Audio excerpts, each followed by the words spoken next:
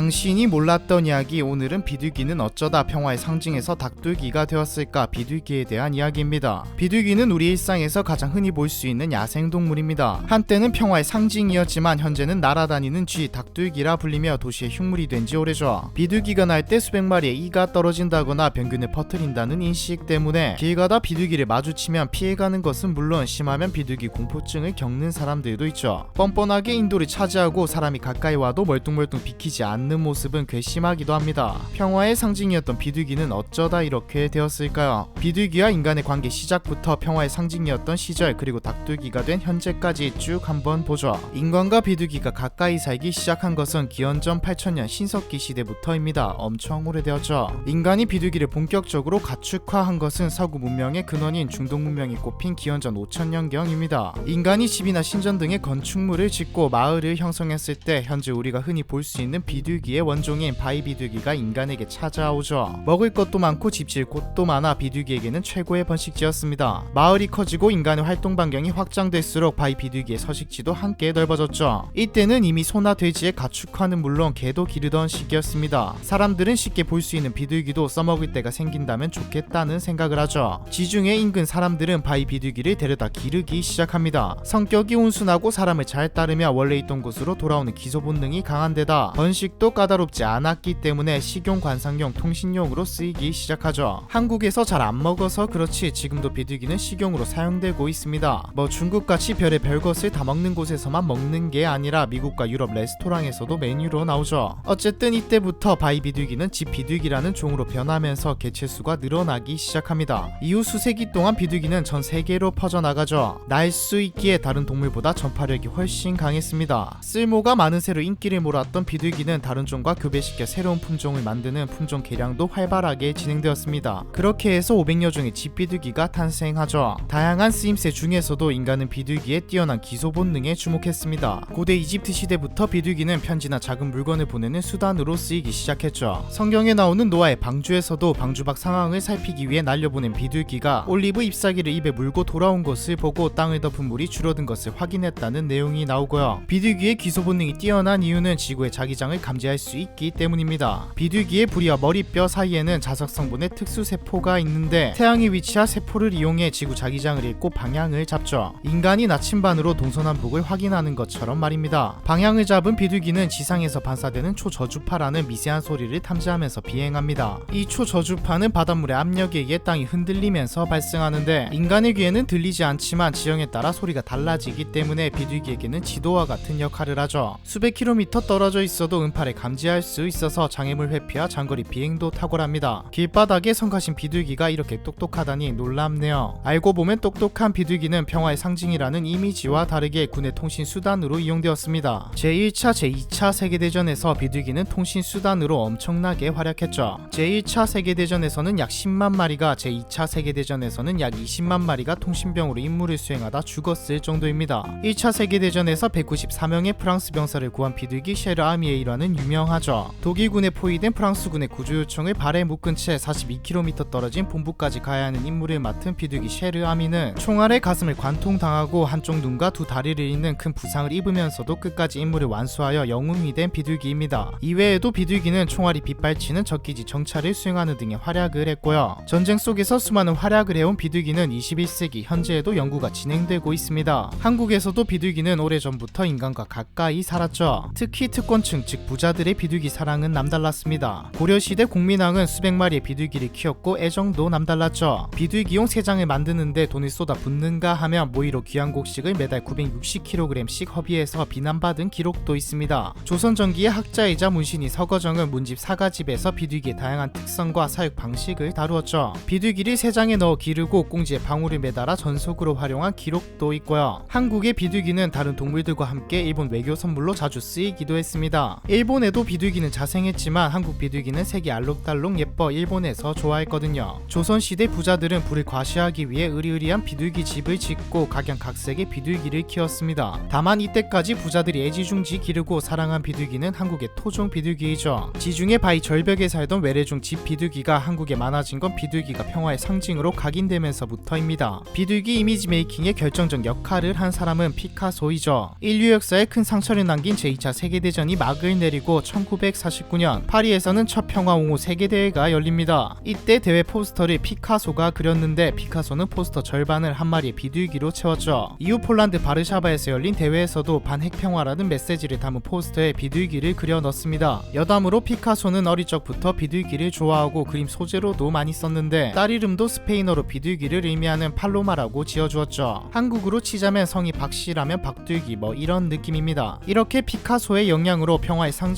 된 비둘기는 국내에서도 각종 행사에 동원되기 시작했죠. 1986년 아시안게임과 1988년 서울올림픽에서는 수입한 집비둘기 3,000마리를 방사했고 1985년부터 2000년 사이에는 총 90차례에 걸쳐 비둘기를 날리는 행사가 열렸습니다. 노태우 대통령의 취임식에는 13대를 상징하는 1300마리의 비둘기가 상공을 날았죠. 생태계교라는 안중에도 없던 시절이라 가능한 일이었습니다. 뒷일은 생각하지 않고 풀어놓은 집 비둘기는 불어나기만 했죠. 비둘기에게 도시는 천국이었습니다. 늘어난 비둘기는 도시의 미관을 해치고 토종 비둘기인 양비둘기의 멸종 위기까지 불러오죠. 요즘은 많이 사라졌고 금지하는 곳도 많지만 사람들이 재밌다고 비둘기에게 빵 부스러기 같은 음식을 던져주는 일도 허다했습니다. 갈매기에게 새우깡을 주듯이 당시에는 사람들이 비둘기를 싫어하지 않았거든요. 굳이 사람들이 먹이를 주지 않더라도 도시에 널린 음식물 쓰레기를 먹으면 그만이었습니다. 무엇보다 문제는 도시에 살다 보니 비둘기의 천적인 매나 황조롱이 같은 천적과 마주칠 일이 없었기 때문에 개체수 관리가 안 되었습니다. 늘어나기만 할 뿐 줄어들지는 않았죠. 감당 안 될 정도로 늘어난 비둘기는 인간의 생활 영역까지 침범하게 됩니다. 대한조류협회에 따르면 집비둘기는 전국에 100만 마리, 수도권에는 50만 마리가 살고 있다고 하죠. 한국 토종 비둘기인 양비둘기는 겨우 100마리를 넘는데 말입니다. 산성이 강한 배둘기의 배설물은 건물이나 유적지를 부식시키고 특히 여름철에는 냄새까지 진동하죠. 쇄도하는 시민의 민원에 2009년 환경부는 집비둘기를 유해 야생동물로 지정하게 됩니다. 비둘기에 대한 인식이 본격적으로 안 좋아지기 시작한 것이죠. 유해 야생동물이라 해도 마음대로 죽이면 안 됩니다. 행정기관에서 포획 허가증을 받고 지정된 장소와 기간 내에만 포획이 가능하죠. 뭐 미간을 해친다, 냄새가 난다 모두 이유가 되지만 사람들이 비둘기를 싫어하는 아니 혐오하는 이유는 따로 있습니다. 날 때마다 몸에 있는 수많은 병균이 떨어진다거나 조류독감을 비롯한 각종 질병을 옮긴다는 등의 소문 때문이죠. 완전히 틀린 말은 아닙니다. 비둘기의 배설물에는 크립토코쿠스 네오만스라는 곰팡이균이 있는데 공기를 통해 사람에게 감염될 수 있으며 총 35종의 병원성 진균이 검출된 사실도 있으니까요. 하지만 더럽기는 모든 야생동물도 마찬가지입니다. 길고양이도 똑같죠. 비둘기보다 많은 기생충과 병균을 가지고 있는 경우도 많습니다. 비둘기에 대한 병균 검사가 진행된 건 단지 주위에서 너무나 쉽게 볼 수 있기 때문이죠. 비둘기의 배설물이 면역력이 약한 노인이나 어린이에게 위험할 수 있어도 비둘기가 다른 새보다 더 더럽다는 인식은 편견입니다. 조류학자 윤무부 교수는 비둘기 날갯짓에 병균이 떨어진다는 소문은 과학적으로 증명되지 않은 것이라 했죠. 도시의 비둘기가 조류독감을 옮겼다는 사례도 없고요. 사실 모든 야생조류는 바이러스를 가지고 있습니다. 비둘기가 더럽지 않다고 말할 수는 없지만 유난히 비둘기가 위험할 정도로 더럽다는 말은 편견이며 비둘기 자체보다는 배설물이 더 문제라는 거죠. 그럼 우리는 이 닭둘기를 어떻게 해야 할까요? 먹이가 제일 중요합니다. 길거리에 떨어진 음식물 쓰레기를 없애고 먹이를 찾아 본래 살던 자연 속으로 돌아가게 하는 게 최선이죠. 귀소 본능이 강한 녀석들이기 때문에 아예 도시에 살 곳이 없게 만드는 방법도 있습니다. 난간이나 시래기 등에 비둘기가 살지 못하게 장치를 설치하는 방법도 있죠. 이걸 언제 다 하냐고요? 비둘기가 자연 속으로 돌아가길 바란다면 인간이 노력해야 합니다. 평화의 상징이라며 멋대로 데려와 먹이를 준 건 인간이니까요. 미국에서는 비둘기 개체수 조절을 위해 불임약이 함유된 사료를 제공하고 호주나 스위스에서는 비둘기 알을 가짜알로 교체하는 작업을 하고 있죠. 한국에서도 2021년 인천에서 비둘기에게 불임 사료를 뿌렸고요. 평화의 상징에서 애물단지가 된 비둘기에 대한 이야기, 이번 편은 여기까지입니다.